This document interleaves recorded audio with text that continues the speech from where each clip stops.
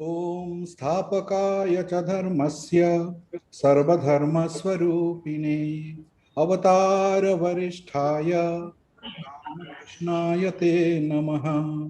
यथाग्निर्दाहिका शक्तिः रामकृष्णे स्थिता हिया सर्वविद्यास्वरूपां तां शारदां प्रणमाम्यहम्। नमः श्रीयतिराजाय विवेकानन्दसूरये सच्चित्सुखस्वरूपाय स्वामिने तापहारिणे।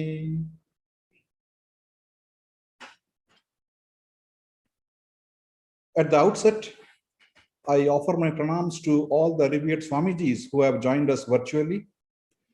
My namaskars and a very hearty welcome to all the participants who are participating in this webinar talk. This webinar series is organized by the School of Indian Heritage of our university and is sponsored by the Inter-University Center for Yogic Sciences. We will be having a total of 19 lectures, out of which so far we had 2 talks. On the 16th June, Swami Atmapriyananji Maharaj spoke on meeting the challenges of COVID-19 pandemic, the yogic way. And on the 17th June, Swami Sarvottamananji Maharaj spoke on Swami Vivekananda's exposition of Raja Yoga in modern times. Continuing this webinar series forward, today I shall share my views on the topic Integrated Human Development, Yoga Vedanta Perspective. I shall broadly divide my talk into 2 parts. In the first part, I will discuss about who is a human being in the real sense of the term, what is meant by human development, and what should be the goal of human life. In the second part, I shall discuss about human development from the perspective of yoga and Vedanta. I shall also touch upon human development from the perspective of Bhagavad Gita as well, because Bhagavad Gita is the combination of Brahma Vidya as well as Yoga Shastra and gives the combined perspective of yoga as well as the Vedanta philosophy. So to begin with, let us see who is a human being in the true sense of the term. Sri Ramakrishna used to say, Manus are manhush. Jar Chaitanya hoiche, shei manhush. Chaitanya na hole, bratha manush janma. Meaning, a human being is one who possesses dignity and is conscious of his dignity. If the spiritual consciousness is not awakened in this life, then the human birth becomes futile. The word Manush, used by Sri Ramakrishna, depicts the human species, which represents the pinnacle of glory of the entire evolution process.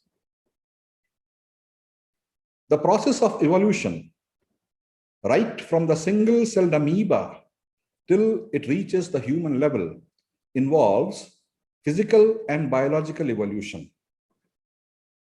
The moment evolution reaches at the human level, the physical and biological evolution reaches its culmination.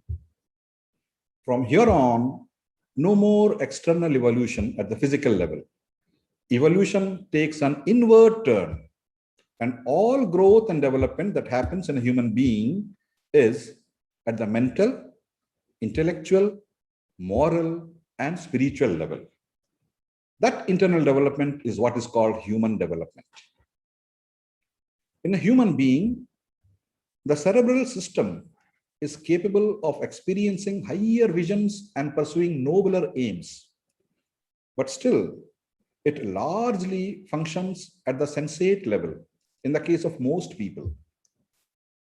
These higher visions and noble aims, which raise man to the moral and spiritual level of existence, proceed from a deeper dimension of the human personality, than the sensate level.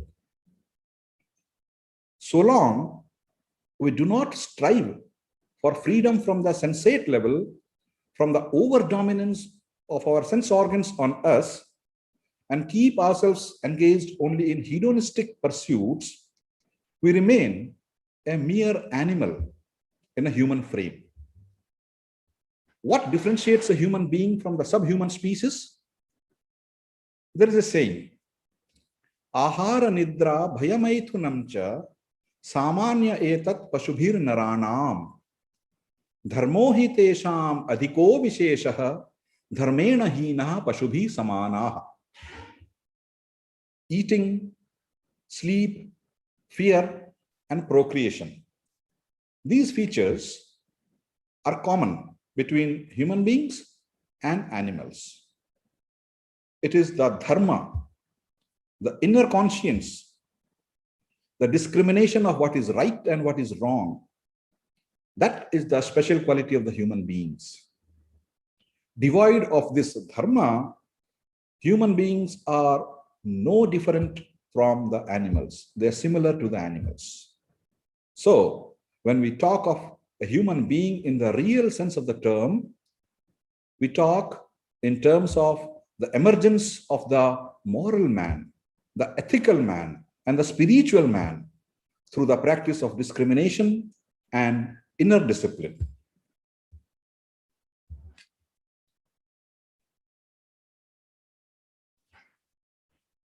Now let us see what is human development.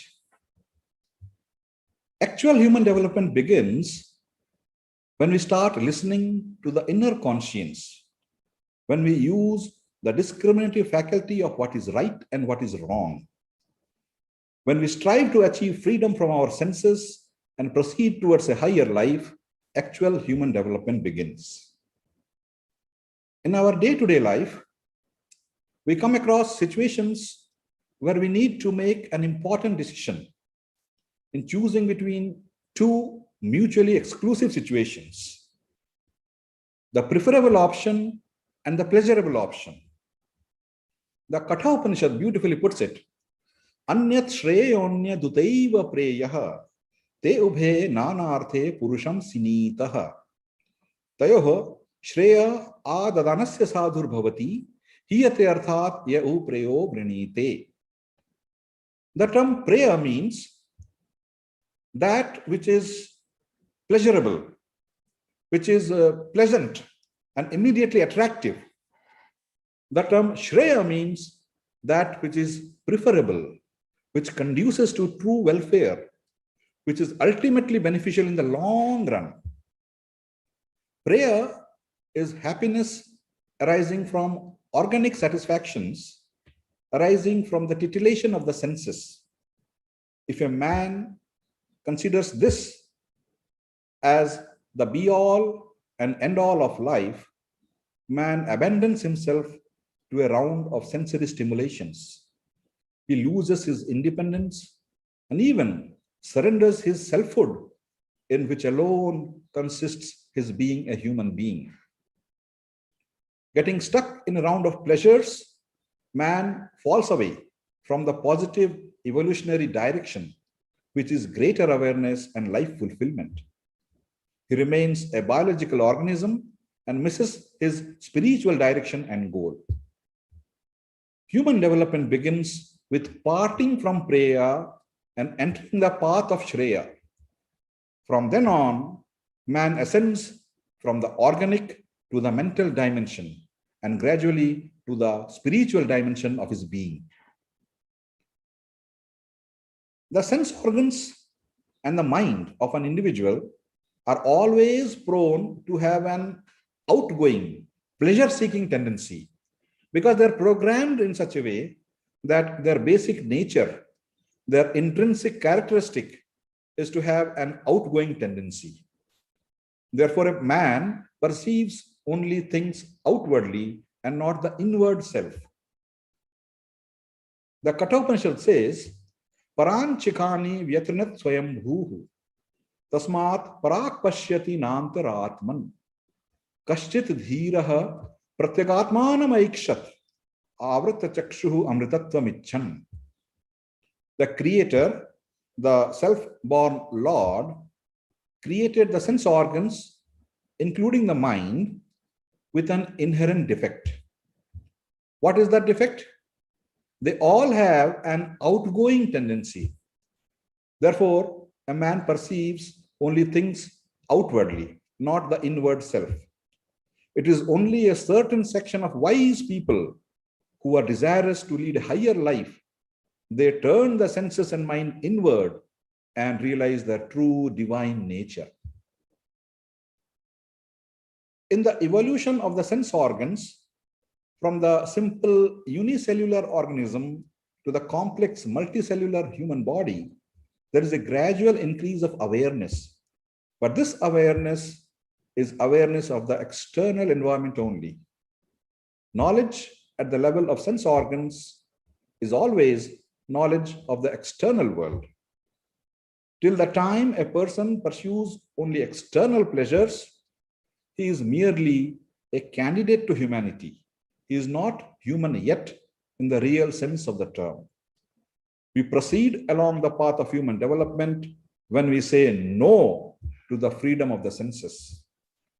Making a conscious effort to proceed from allowing freedom of the senses towards acquiring freedom from the senses marks the onward march in the journey towards human development.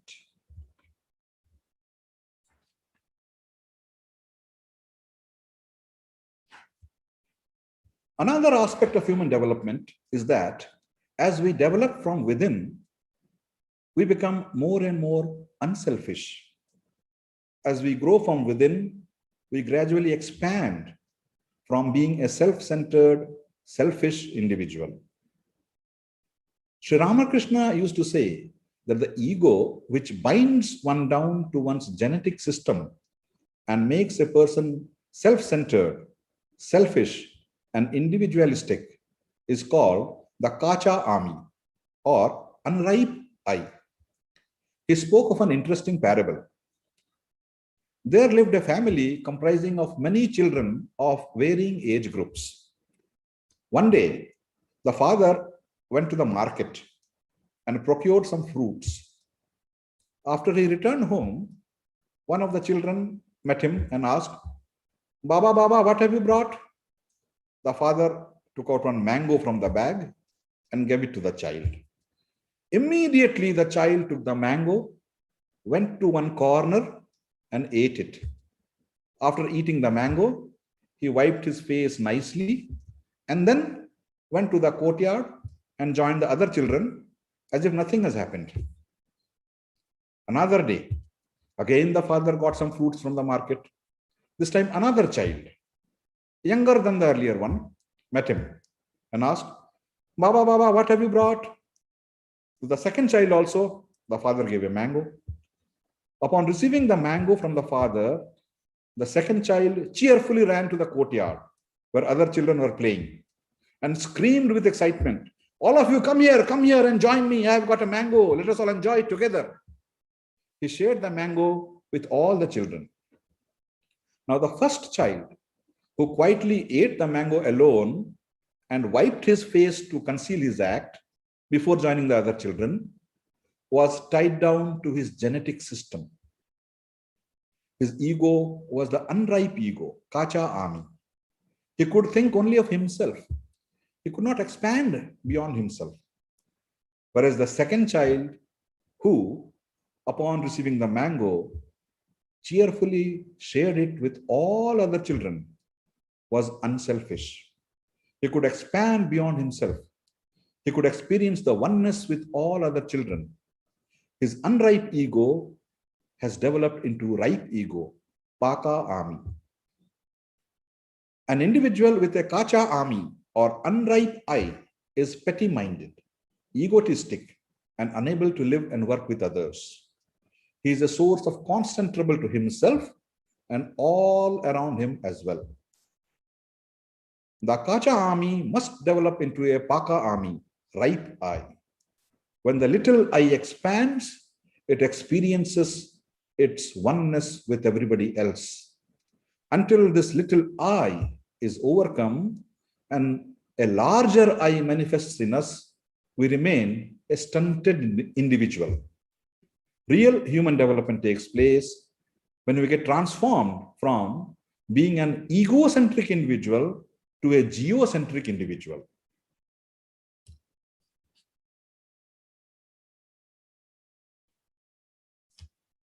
Now let us see what should be the goal of human life. Pleasure seeking can never be the goal of human life.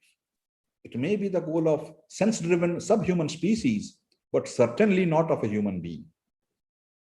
A certain section of hedonistic people do believe that this life is meant solely for enjoyment only and follow the Charvaka philosophy, which states, Yavat jivet sukham jivet, rinam kritva ghritam pivet, bhasmi bhutasya dehasya punaragamanam kutaha. As long as you live happily, enjoy life, eat, drink, and make merry. Even if you don't have money for enjoyment, don't bother. You beg, you borrow, you steal, doesn't matter. But enjoy this life to the fullest extent as long as the body exists. Once the body is gone and it is consigned to flames, where is the question of rebirth? Now, people following the Charvaka lifestyle ultimately get frustrated, thinking that satisfying their sense pleasures will quench their cravings for sense pleasure and give them contentment and fulfillment. They plunge headlong into hedonistic pursuits without making an iota of effort towards developing their inner life. The more they get immersed in the sense pleasures, greater becomes the intensity of their cravings to enjoy. And a time comes when the vigor of the sense organs start diminishing. Then such people become frustrated. On the one hand, they become incapable to enjoy anymore in the physical plane, in spite of their cravings for enjoyment. And on the other hand, they have not developed a little bit in the mental plane for leading a higher life. So the Charvaka lifestyle ultimately leads to frustration. So pleasure seeking can never be the goal of human life. For a human being, freedom is the goal of life. Freedom from bondage, freedom from ignorance, freedom from the over-dominance of sense organs on us. Sri Ramakrishna used to say, Bhagavad darshan hi manush jivaner uddeshya. The ultimate goal of human life is God realization. Chaitanya na hole britha manush janma. If the spiritual consciousness is not awakened in this life, then the human birth becomes futile. Our scriptures emphasize that human birth is very rare and difficult to attain and is attained by divine grace. Human birth is meant to strive to know and understand the highest spiritual truth. This highest spiritual truth is interpreted in various ways by different systems of philosophies, such as God realization, moksha, atmajnana, nirvikalpa samadhi, jivan mukti, kaivalya, self-realization, and so on. Vedanta proclaims that we are the ever-free, ever-pure Atman. Realizing our true nature should be the goal.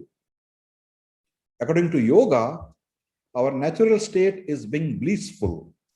We suffer because of the afflictions of our mind. We need to get rid of these afflictions and to reach our natural state of being blissful. That should be the goal of human life. Patanjali, in his Yoga Sutras, describes the afflictions in the mind as pancha klesha, which form the root cause of all suffering. They are avidya, that's ignorance, asmita, that is egoism, raga, that is attachment, dvesha, that is aversion, and abhinivesha, that is clinging to life, or you may say fear of death. Avidya is arguably the most important of these 5 obstacles.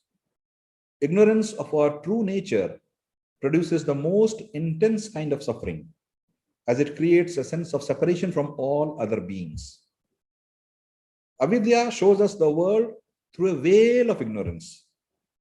Because of the veil of avidya, we don't see the reality. Rather, we see what we think reality is.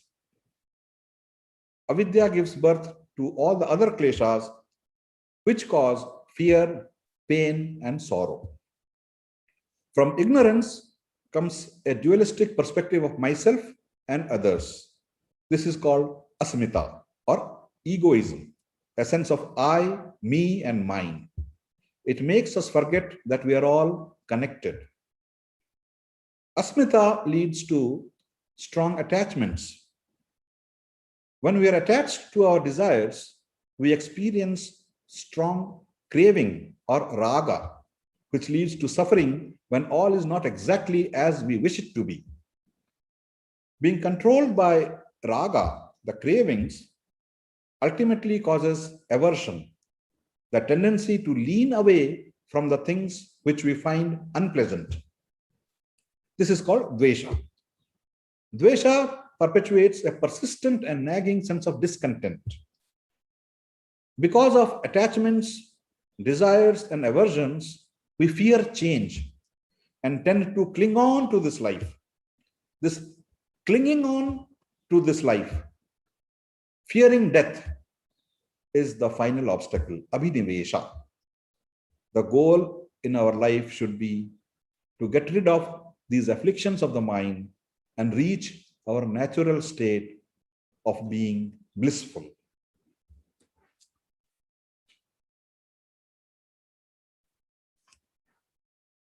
So far, we have discussed what is human development and what should be the goal of human life. Now we move on to the second section, and we shall discuss the different paths to achieve human development. Swami Vivekananda said, each soul is potentially divine. The goal is to manifest this divinity within by controlling nature, external and internal. Do this either by work or worship or psychic control or philosophy, by one or more or all of these, and be free. This is the whole of religion. So by one or combination of more than one of the 4 paths advocated by Swamiji, we can manifest our divinity. What are those 4 paths? By work, Swamiji means karma yoga. By worship, bhakti yoga. By psychic control, Raj yoga.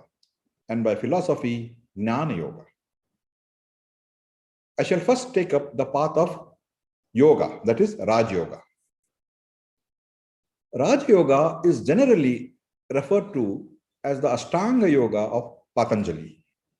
Ashtanga yoga, as the name implies, means 8 limbs of yoga. What are those 8 limbs? They are yama, niyama, asana, pranayama, pratyahara, dharana, dhyana, and samadhi. The Ashtanga yoga deals with the integrated and balanced development of one's personality and facilitates holistic well-being. The first 2 limbs, yama and niyama, deal with moral discipline. The next 2 limbs, asana and pranayama, deal with physical discipline. Then the next 2 limbs, pratyahara and dharana, deal with mental discipline. And finally, the last 2 limbs, dhyana and samadhi, deal with spiritual discipline. The bedrock of the Ashtanga yoga is moral discipline that brings moral excellence. That is the edifice on which the entire Ashtanga yoga stands.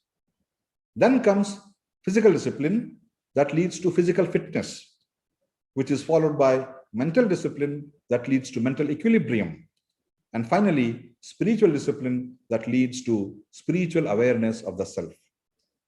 Let me elaborate on these 8 limbs. The first limb of Ashtanga Yoga is Yama. Yama are ethical rules and can be thought of as moral imperatives. The 5 components of Yama are Ahimsa, Satya, Asteya, Brahmacharya, and Aparigraha. Ahimsa means non-violence, not harming other living beings. Satya means truthfulness. Asteya means non-stealing, not coveting what doesn't belong to you. Brahmacharya means self-restraint, self-discipline. Aparigraha means non-possessiveness, not to hoard things beyond what is required. So these are the 5 components of Yama. The second limb of Ashtanga Yoga is Niyama. Niyama includes practice of some virtual habits, behaviors, and observances. The 5 components of Niyama are Shaucha, Santosha, Tapas, Swadhyaya, and Ishvara Pranidhana. Shaucha means purity, cleanliness of mind, speech, and body. Santosha means contentment. Tapas means austerity. Swadhyaya means study of scriptures or some other elevating literature. And Ishvara Pranidhana means contemplation on the Supreme Being. So these 5 steps are part of the second limb of Ashtanga Yoga, that is called Niyama. The next limb is Asana. What is Asana? Patanjali says, Sthira Sukham Asanam. An asana is a posture which is agreeable to the body, which is steady, which is pleasant, and which is comfortable. Actually, this word asana is very often misunderstood. Many people think yoga means asana only and use these 2 terms, yoga and asana, interchangeably. But that is not correct. The term asana is only one of the limbs, the 3rd limb of the entire 8-limbed Ashtanga Yoga. Unfortunately, in the present day, there is a growing tendency of propagating yoga starting directly with the 3rd limb, asana, and then moving on to pranayama and jumping to dhyana without being rooted in the moral imperatives, in the basic edifice of yama and niyama. This is a very unfortunate happening that should be controlled. By eliminating the first 2 vital limbs of Ashtanga Yoga, we should not make it Vikalanga Yoga. We must practice yoga keeping all its limbs intact. Then only it becomes a path of reaching total human excellence. Well, coming back to the 8 limbs of Ashtanga Yoga, after asana comes pranayama. Pranayama means, prana means breath, and ayama means restraining that, regulating that. So pranayama means a set of breathing techniques where the breathing pattern is intentionally altered and regulated in order to get specific results, such as calming the mind. Pranayama should be done under the guidance of an expert teacher only, because if not done correctly, it may have adverse effects also. So one should be very careful about that. Then comes pratyahara. Pratyahara is the process of controlling the sense organs, not allowing them to go outside and be in contact with the sense objects. It's a process of retracting the sensory experience from external objects by closing one's mind's processes to the sensory world. After pratyahara comes dharana. Dharana means concentration, one-pointedness of mind. In normal course, our mind is in a state of being scattered. That scattered mind needs to be gathered and focused at a single point. It is holding or fixing one's mind onto a particular thought, subject, or idea with one pointed focus without drifting the mind and without jumping from one topic to another. That is dharana. After dharana comes dhyana. Dhyana means contemplation, meditation. Dhyana is contemplating or reflecting on whatever dharana has focused on. Actually, dhyana is integrally related to dharana. One leads to another. Dharana is a state of mind and dhyana is a process of mind. And after dhyana comes samadhi. Samadhi is oneness with the subject of meditation. In samadhi, there is no distinction between the meditator, the act of meditation, and the subject of meditation.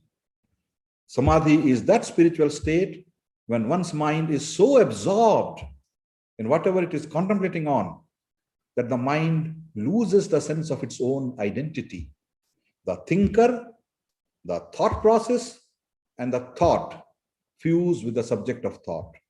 There is only oneness in samadhi. So these were the 8 limbs of Ashtanga Yoga of Patanjali.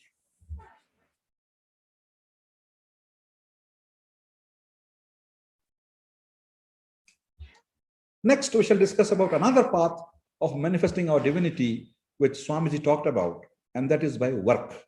That is Karma Yoga. The path of doing work as a means to human development is called Karma Yoga, or the path of selfless action. The Bhagavad Gita gives us the technique of doing any kind of work through which a person can achieve spiritual development.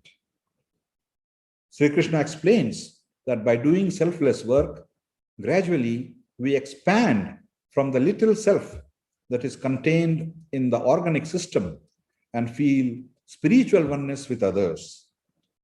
As we transcend the little self, which is only a means, not an end, we realize ourselves as identified with all other human beings. And that is our real identity, spiritual unity with all other human beings. While discussing about Nishkama Karma as a means to human development, Sri Krishna uses the word yoga and gives 2 meanings to it. The first meaning is Samatvam Yoga Uchyate. Yoga is equanimity of mind, mind in perfect balance. And the second meaning is Yogaha Karmasu Kaushalam. Yoga is efficiency or dexterity in action. Let us see both these meanings of yoga. The Lord says, Yogastaha Kuru Karmani Sangam Tyaktva Dhananjaya Siddhya Siddhyo Samo Bhutva Samatvam Yoga Uchyate. What should be the attitude of the mind at the time of doing action?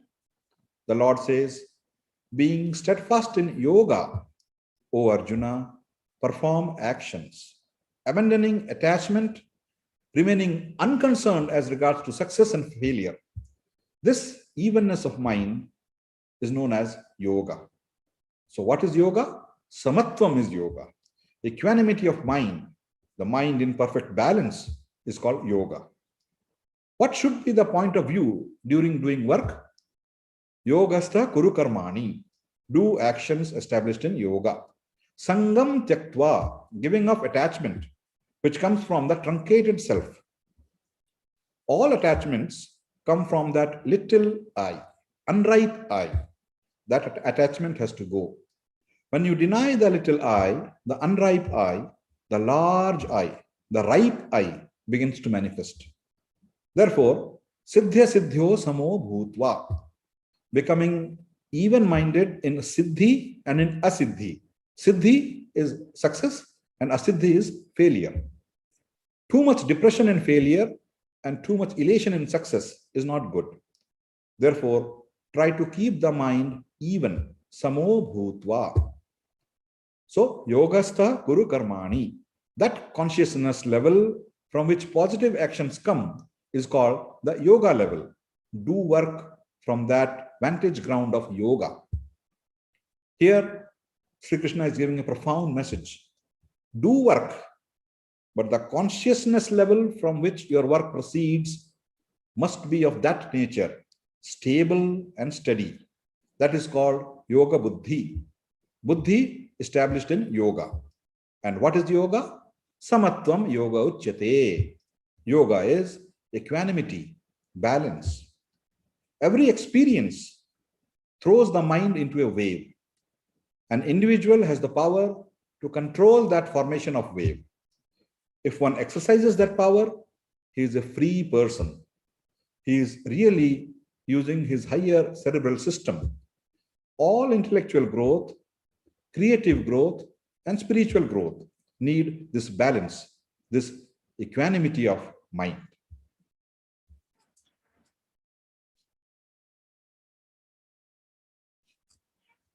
Now let us see the second meaning of yoga.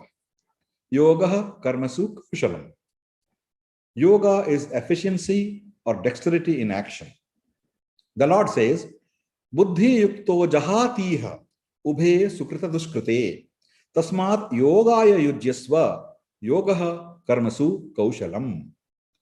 All these dualities of sukrita and duskrita, good deeds and bad deeds, which we do in our life, are full of conflicts.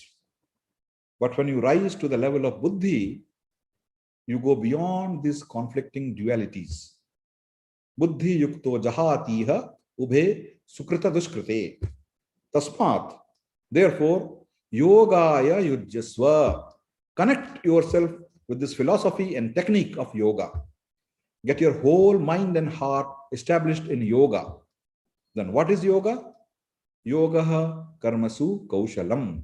Yoga is efficiency or dexterity in action. A person who is working can become not only a means for his or her worldly welfare, but also a source of his or her own inner development. Spirituality is defined here as efficiency in work. It is combination of productive efficiency without and spiritual efficiency within. In the modern world, there is always a huge demand for efficiency. Everything must be efficient.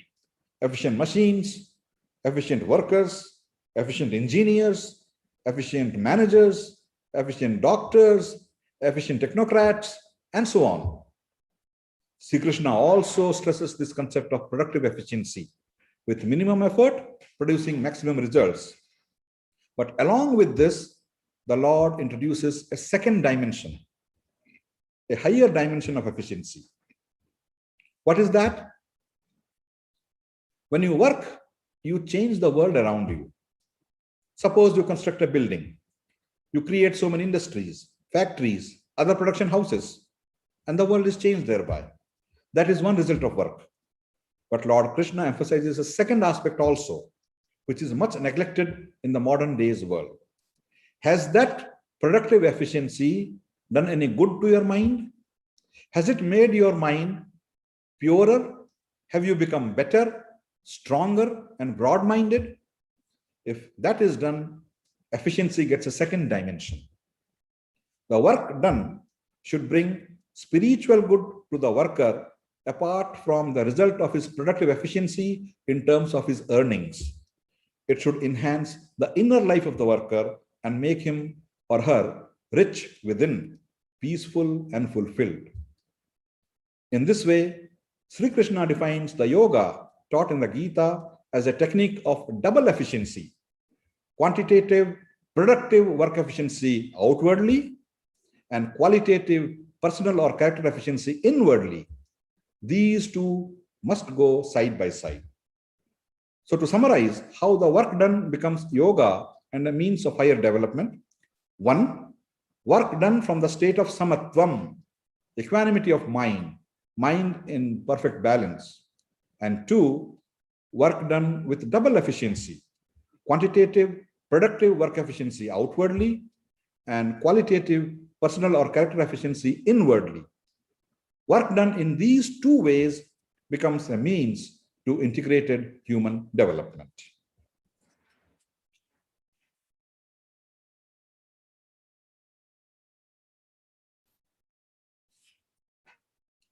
Next, we shall discuss about another path of manifesting our divinity, which Swami Vivekananda talked about, and that is by philosophy, that is Jnana Yoga. In other words, the Vedantic perspective of human development. The basic teaching of Vedanta is that the human being is not merely this body-mind complex. Vedanta asserts that we have a far deeper dimension. We are the ever-free, ever-pure Atman. We are immortal, holy, and perfect beings. The goal of life is to realize our own true nature, to realize the eternal and the deathless Atman, which in the language of Gita, no sword can pierce, which no air can dry, no fire can burn, and no water can melt. Vedanta says the Atman is infinite. It is birthless, deathless, without beginning and without end. And it is the substratum of the I consciousness.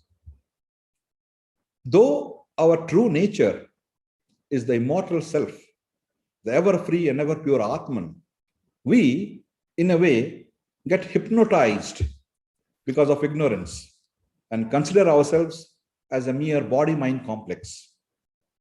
The human being passes through birth after birth until one gets rid of his ignorance and until he realizes the truth of the immortal self, the Atman within. Once, with the help of this body, we realize the truth that we are the Atman, the immortal self, then the body's job is done. There is no further rebirth. So we need to dehypnotize ourselves and realize that we are the Atman and not merely this body-mind complex. The body and the mind are just the outer covering that envelops the Atman. The Taittiriya Upanishad speaks of the Panchakoshas, the 5 sheaths, layers of the body which seemingly cover the Atman.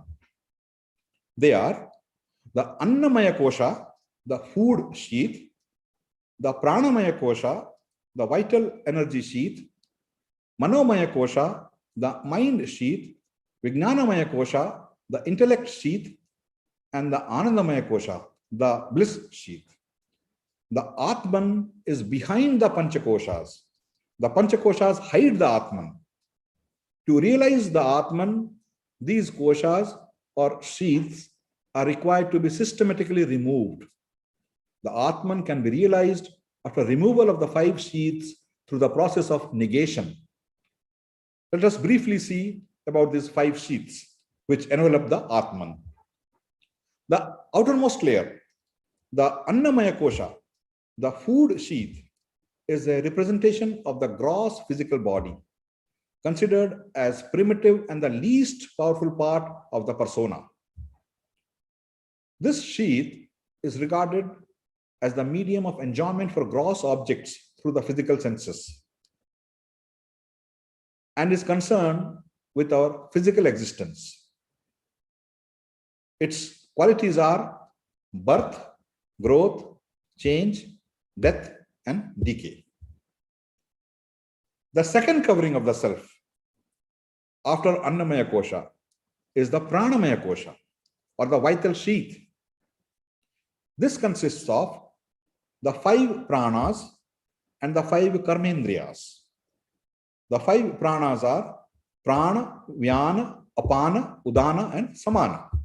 And the 5 karmendriyas are the organs of actions: mouth, hands, feet, rectum, and the genitals. Beyond the pranamaya kosha is the manomaya kosha. This layer is called the mental sheath. It comprises of the mind, the subconscious level, and the 5 organs of knowledge called the Jnanendriyas: the eyes, nose, ears, tongue, and skin. It is through the sense organs that the mind receives information. The Manomaya Kosha includes thoughts, emotions, feelings, imagination, memories, and also the subconscious mind. Beyond the Manomaya Kosha is the Vijnanamaya Kosha. This layer is made of the intellect and knowledge. It is identified with higher mental functions expressed as buddhi. This kosha represents not only cognition but also intellect and wisdom. Vijnana means higher intuition, higher intelligence. This sheath represents the intelligence or the consciousness that is the discriminative part of the mind. It knows, decides, judges, and discriminates. Along with the intellect, the Vijnanamaya Kosha includes the ego, the I sense of identity. It is also the seat of will. The Manomaya and Vijnanamaya Koshas together constitute what is called the mind in English. Manomaya Kosha is the gross level of mind, comprising emotions, thoughts, and different types of feelings. It does not have the capacity to discriminate between right and wrong. But the Vijnanamaya Kosha governs the gross mind to take appropriate decisions with knowledge that has been accrued through various means. It is this sheath which separates man from animal. While both may have memory, thoughts, feelings, and emotions, only man is able to discern between what's right and what's wrong, and what's real and what's unreal. The last of the koshas is the Anandamaya Kosha, the blissful sheath. That is the most interior of the koshas, the nearest surrounding the Atman. Ananda means bliss. This is the bliss of the Atman. When one transcends all the previous layers, one is bliss with life. Bliss is the highest dimension of our existence in the most harmonious state of mind possible.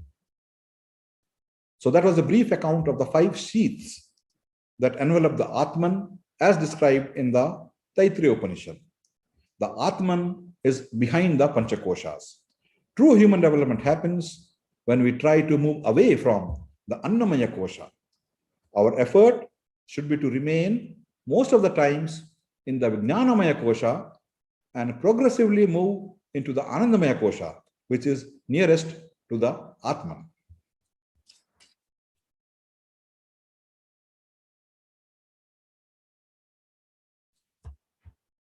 So far, we have discussed about the different paths to achieve human development, both from the yoga and the Vedantic perspective.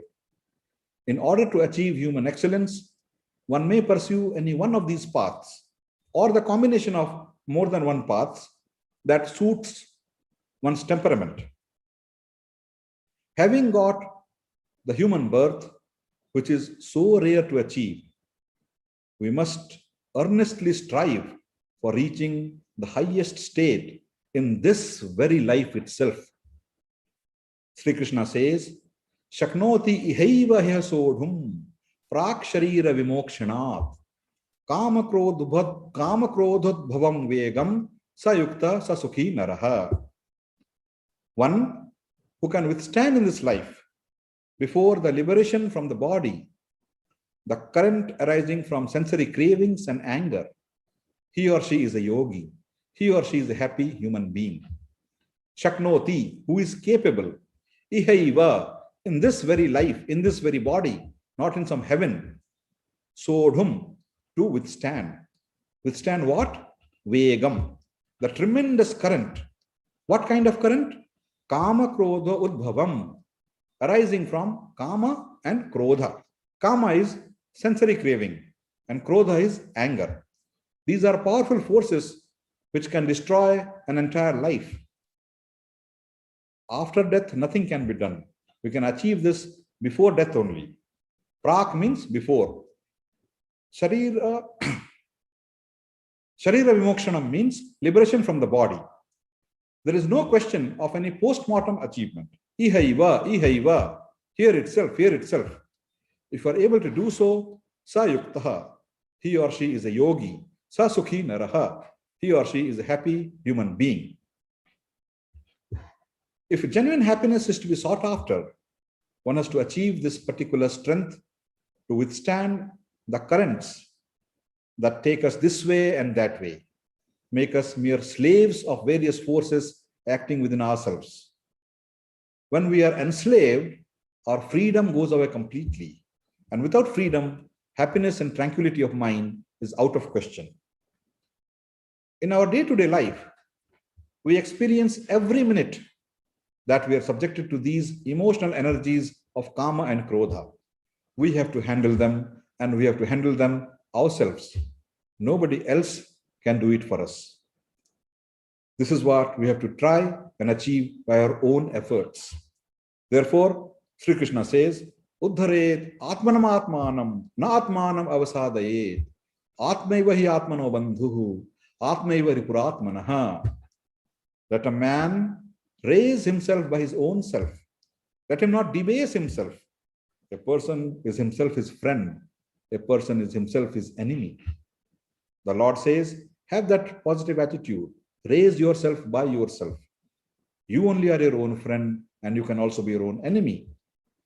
It is we alone who have to work out by our own efforts to achieve the goal of reaching the highest state of our spiritual consciousness.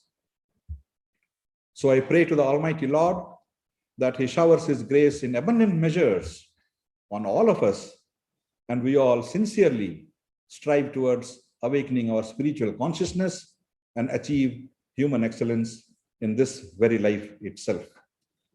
I conclude my talk with sharing these inspiring words of Swami Vivekananda with you all. Swamiji said, stand up, be bold, be strong. Take the whole responsibility on your shoulders and know that you are the creator of your own destiny. All the strength and succor you want is within yourselves. Teach yourselves, teach everyone his real nature. Call upon the sleeping soul and see how it awakes. Power will come, glory will come, goodness will come, purity will come, and everything that is excellent will come when the sleeping soul is roused to self-conscious activity. All power is within you. You can do anything and everything. Believe in that. Do not believe that you are weak.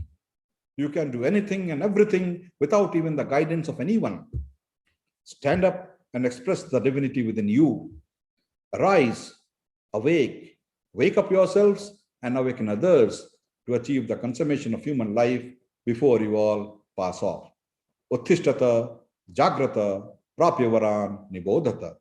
Arise, awake and stop not till the goal is reached. Thank you all. Namaskar. Om Purnamadaha Purnamidam Purnat Purnamudachyate Purnasya Purnamadaya Purnameva Vashishyate. Om Shanti Shanti Shanti. Harihi Om Tat Sat. Shri Ramakrishna Arpanamastu. Thank you, Maharaj. Our regards to Swami Kirti Pradhanandaji Maharaj for his wonderful talk. Now we will take up questions. So Maharaj, there are two questions. So I will read out the questions. One is from Manisha Mandal. She is asking, what is your view about human ego being one of the barrier of human development? Yes, definitely ego is a barrier in human development, because the moment as I spoke during my talk about Sri Ramakrishna's explanation of the two type of egos, the Kacha Ami and the Paka Ami, the unripe I and the ripe I. Whenever you are having that Kacha Ami, you are confining yourself to yourself only. You cannot see beyond yourself. You contract and you become selfish. So when you become selfish, naturally you are going towards the path of degradation. So the only way to expand is to transform yourselves from being an egocentric person to a geocentric person. You have to think the point of view of others and how you can get connected with all. And that's possible only when you grow, you expand. As in the parable which I discussed, the little child, one of them took the mango and ate it himself without even bothering for anybody else, because he could not find unity of him with others. Whereas the other child who shared the mango with all was the one who has grown in his spiritual dimension. So as long as this petty ego, the small ego, the Kacha Ami is there, we remain a stunted individual. In order to pursue in the path of human development, we need to expand ourselves and broaden ourselves and convert that Kacha Ami into Paka Ami. That's what my view is. Thank you, Maharaj. Next question is from Dikshant Roy Chaudhary. It's a nice question. How do we understand whether progress is happening while doing karma or not? Very good question. Now, how do you know that you are progressing or not? Now, when spiritual development happens, when human development happens, you don't grow two horns. That seeing the two horns, you can say that, yes, this person is spiritually developed. It's not that. Then how do you find out? It can be found out by your conduct, the way you deal with people. It can be found out by your work efficiency. It can be found out by your inter-human relationship with others, the way you behave with them. Others will always try to approach you, mix with you, if you are developing. If you are an ego-minded, petty-minded person, nobody will come to you. Nobody will try to approach you. So if you are spiritually evolving, you have certain characteristics. One is work efficiency. One is good interhuman relationship. And one is your expansion of heart so that you can think about others as well. These are the few parameters which you can use as the yardsticks and find out whether you are spiritually developing or not. That's what my view is. Thank you, Maharaj. There is a similar question by Tuhina. How can we work selflessly while doing karma for earning? Can you repeat it? Can you repeat the question? The question is, how can we work selflessly while doing karma for earning? Okay. When you do karma for earning, there you cannot expect to do selfless work as it is understood without having any motive. Because that way, then how will you sustain yourself? But selfless work means work devoid of ego, work done from that higher state of mind. As the two meanings of Bhagavad Gita regarding yoga, samatvam yoga uchyate and karma yoga karma sukaushalam. The work done from the higher state of mind and work done with perfection. These two should be there. At the same time, if you do your work honestly, with integrity, for the amount which you are receiving, that is one part. After that, if you do some work without, that is not for your earning, that part of work you can do in a selfless way without expecting anything in return. But in no way you can, compromise with your earning, there you cannot apply this concept of selfless work. There you have to be efficient, you have to do your work with dexterity, integrity, and honesty with full efficiency. Beyond that, you can do some charity without expecting anything in return. You can help anybody else without expecting anything in return. That is selfless work. But these two should not be mixed together. Maharaj, our revered Atmapriyanandaji Maharaj would like to add few points to answer this question. Please, So Maharaj, Maharaj please. will speak. Yeah, I will just interject and a couple of points I want to add. In the Bhagavad Gita, a karmi, a person who is doing work, is classified into sattvic, rajasic, and tamasic. And the characteristic of a sattvic karmi, camera just go, is very important. This one shloka will answer your questions. Mukta sango naham vadi dhrityutsaha samanvitaha siddhya siddhyor nirvikara karta sattvika uchyate. Look at the characteristics of a sattvic karmi. Who is the person who is growing in karma yoga? The question was, how do I know that I am growing in karma yoga and I am moving towards the spiritual goal while doing karma? One, the Bhagavan gives characteristics. Mukta sangaha. He is not attached to the work that he is doing. Karma comes to him because of his swadharma, and naturally it has befallen him and he is doing it. He is not overmuch attached to the karma itself. Anaham vadi. Remember, the Bhagavan does not use the word anahankara. Some other places use anahankara. Here he says anaham vadi. The vada dhatu means talking about. One doesn't talk about oneself as the karmi. These are common things which we do. I did this so much. It is me who could accomplish this, and so on. Dhrityutsaha samanvitaha.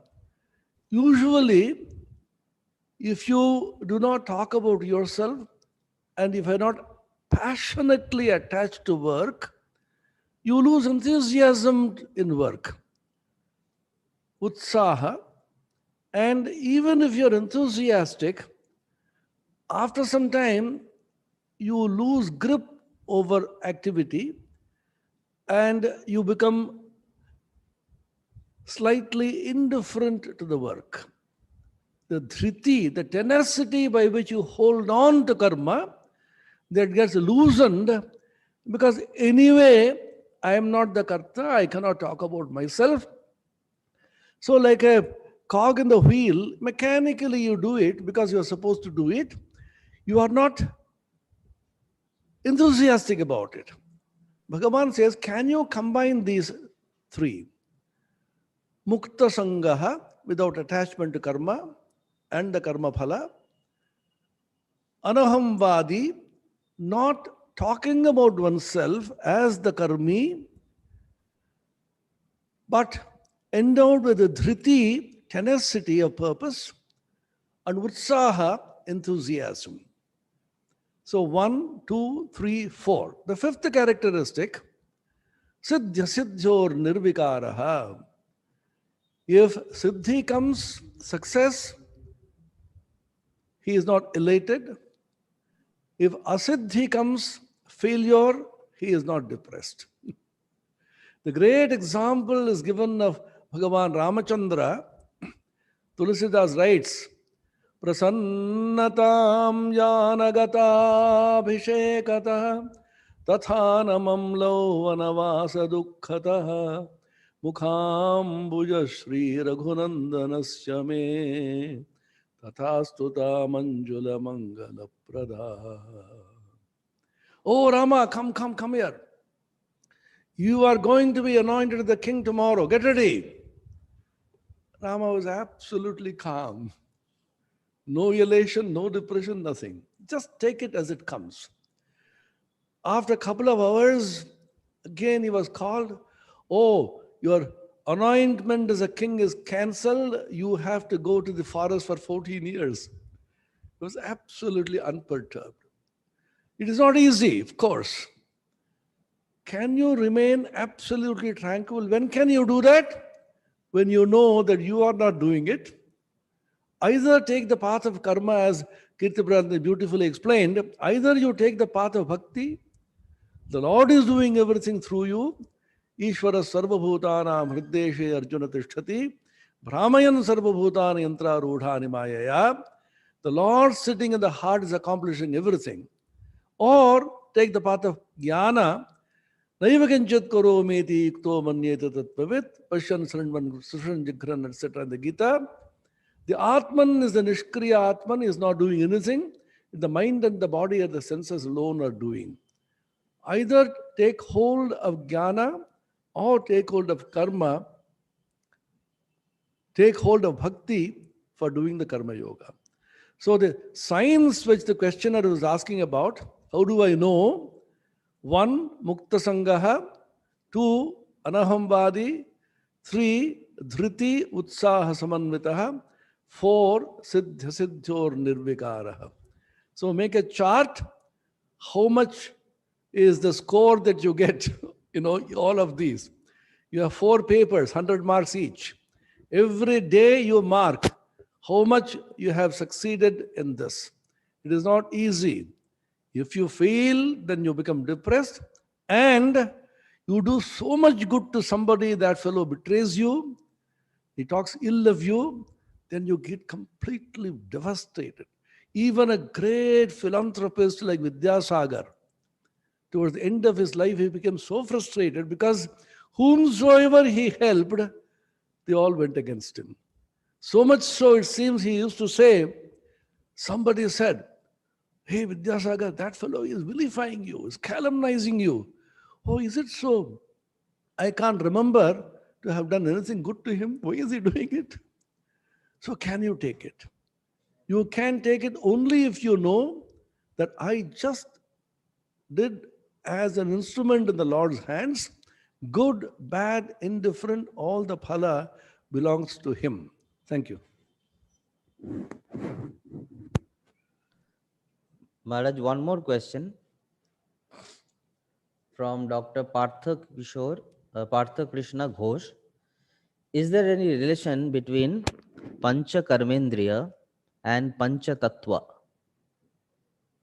What is Pancha Tattva? And why sound is related to Akasha? Oh, Pancha Tattva and Pancha Bhuta. I request Maharaj to answer this also, Maharaj.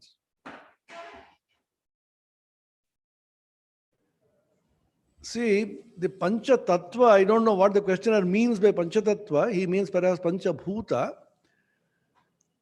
The Pancha Bhuta is a very simple concept, which is from daily experience. The moment you open your eyes, you see the earth, which is one of the Panchabhutas, and the universe consists of the earth, the Prithvi, Jala, up, Vayu, air, fire, Tejas, and Akasha. Akasha is something which is not easily understandable by us or the modern science. It is not merely space. Akasha perhaps is what is considered ether by Einstein long ago. So it is omnipresent, the subtlest of the subtle, all pervading, and it is very often equated even with the supreme Atman or Brahman, although it is not exactly that, because Akasha is material. So now, each one of these Panchabhutas has a corresponding Sukshma Bhuta, which is called Tanmatra, Shabda, Sparsha, Rupa, Rasa, Gandha. Because these are the experiences which we have in the world. How do you recognize the universe? How do you experience the universe? You experience the universe through what are known as the 5 senses of perception, Pancha Jnanendriya. And the Pancha Jnanendriyas are those who perceive Shabda, Sparsha, Rupa, Rasa and Gandha. So our ancients wanted to relate these 5 to the Panchabhutas. These are Sukshma Bhutas, and the Pancha Mahabhutas are Prithivya, Teja, Maruta, Akash. And Shabda, Sparsha, Rupa, Rasa, Gandha, the Tanmatras, which are called Sukshma Bhuta. And the Pancha Jnanendriyas are those which perceive these. So the ancient wanted to relate one to one. So each of these they wanted to relate to this. Shabda, Sparsha, Rupa, Rasa, Gandha. The Shabda you related to one of the Mahabhutas. Sparsha you related to one of the Mahabhutas, and so on. So it is a kind of an equation which they wanted to do. And the questioner is asking how and why it is related. It is not a question of how and why. It is a question of perceiving the universe and how we perceive the universe through the 5 senses. And they wanted to have a wholesome relationship of the Pancha Mahabhutas and Pancha Sukshma Bhutas with the Pancha Jnanendriyas. And the Pancha Jnanendriyas are perceptions which we have, and we actually act on those perceptions. You require the Pancha Karmendriyas. So they said Pancha Mahabhuta, Pancha Sukshma Bhuta, Pancha Karmendriya, Pancha Jnanendriya, there's 20. And the whole thing is coordinated by the mind, the manas, and the determinative faculty, buddhi, which gives you the final decision. The buddhi in its cosmic aspect is called the Mahat. Beyond that is the Prakriti, the Avyakta. These are the 24 cosmic principles, the Chaturvimshati Tattva of the Sankhya. So the relation, one-to-one relation between the Pancha Sukshma Bhuta and this Pancha Jnanendriyas is what the question is asking about. So they have related one-to-one so that we can understand how things happen. For example, Gandha is carried by the air, Vayu. So they said the nose, which is the organ relating to the perception of the Gandha, is related to the air. And something is related to the sound. The other something is related to sparsha and so on. This is the relationship. See, the whole idea is they just recorded what is being seen. There's nothing mystical, nothing philosophical about it. You open your eyes and see the Pancha Mahabhutas, and the Pancha Mahabhutas should have a subtler form, because the gross always has a subtler aspect. And the gross and the subtle, the Pancha Mahabhuta and Sukshma Mahabhuta, are perceivable, otherwise they have no meaning.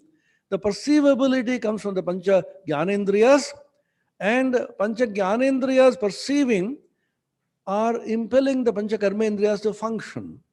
Jnana and karma are the 2 fundamental activities of the human life itself. Life is an interaction between the environment on the one hand and the individual jiva on the other hand. The jiva experiences this world. From the world, he gets jnana through experience, and to the world, he gives karma. That's why Bhagavan said in the Gita, 2 great paths were enunciated by me long ago. Jnana yogena sankhyanam, karma yogena yoginam. The idea of jnana and karma, from which come the Pancha Jnanendriyas and Pancha Karmendriyas, related to Pancha Mahabhutas, Pancha Sukshma Bhutas, coordinated with the mind, determined by the buddhi, beyond the cosmic self, Mahat, and the Prakriti. It completes the entire cosmology of Vedanta and Sankhya. Maharaj, the last question is from Aditya Ghosh. How do I develop on the Vijnanamaya Kosha on the path of Bhakti?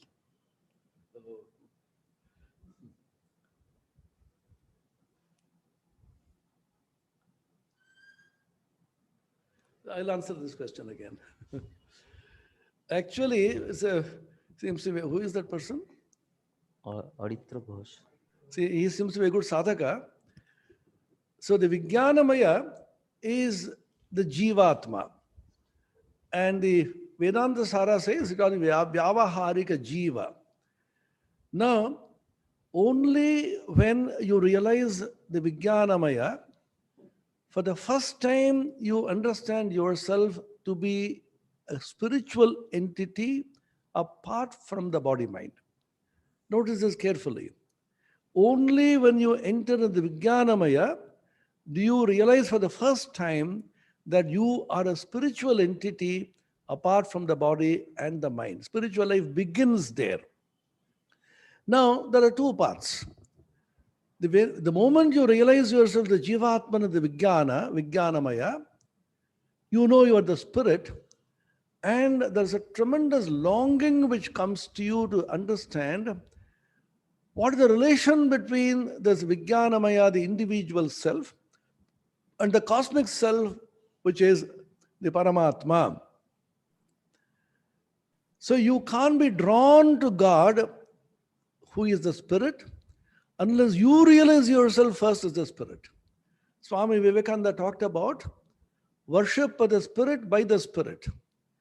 A jadapadartha, an inert object, can never be attracted to a conscious object. Neither can a jadapadartha be attracted to another jadapadartha. A table can't be attracted to a chair unless the chair and the table were conscious objects. Men and women and children and all the people in this universe are attracted and repelled by one another.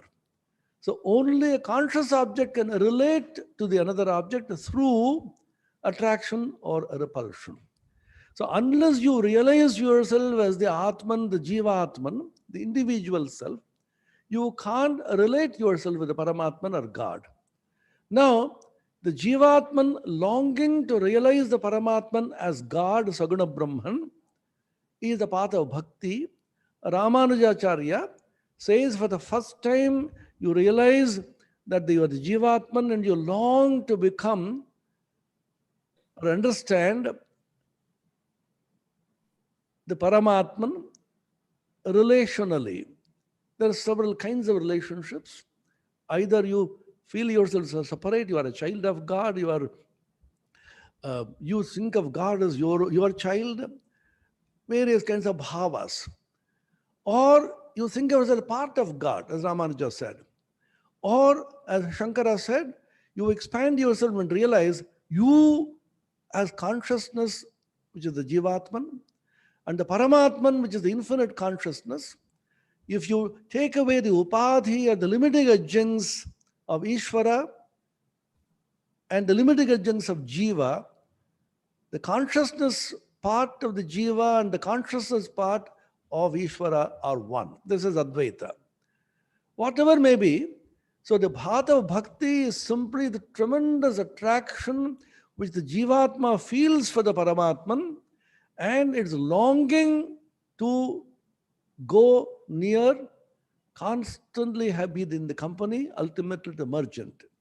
Therefore, the Bhakti Acharyas have talked about mukti as four varieties. You want to go near God, samipya mukti. You want to live in the same loka as God, salokya mukti.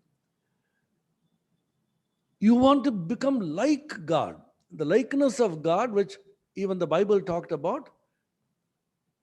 Individual beings are created in the likeness of God, the image of God. Samipya mukti, sarupya mukti. Ultimately, sayujya mukti, you completely want to merge in God. So the bhakti is only the tremendous longing with the individual self, realizing oneself as the Jivatma. When the Jnanamaya is awakened, is the attraction which the Jivatma feels towards the Paramatman. And the path of Jnana will tell you, according to the Advaita Vedanta, you straight away feel that you are the awakened Jivatma or individual self. Then go through the path of the sannyasa, in which you take the Mahavakyas, the great identity equations when you say, I am that infinite self. From there, you realize yourself as the infinite self itself. This is called Om in its aspect as the Saguna and the Nirguna, as the Apara and Para. So bhakti is nothing but the tremendous longing that the individual Jivatman as a Vijnanamaya feels towards God, Saguna Brahman, the Apara Brahman, who is the infinite consciousness itself. Therefore, Shankara will define bhakti in the Viveka Chudamani. Atma Anusandhana is bhakti. So a person who longs for the Atman within and becomes restless to realize his real higher nature is actually a person who is the path of bhakti. So in a sense, therefore, the path of bhakti and the path of jnana are one and identical. The individual self as consciousness, trying to become one with the supreme self as consciousness, and bhaktas will say, I don't want to become one it, I want to be near him and enjoy his great company. As Ramakrishna said, Ram Prasad said, I don't want to become sugar, I want to taste sugar. That's a way of putting it. So thank you, Maharaj. So we come to the end of the webinar today. Tomorrow's topic is meditation techniques for healthy living. It will be delivered by Swami Kaleshanandaji Maharaj. We welcome all of you to attend tomorrow at 6 p.m. Indian Standard Time.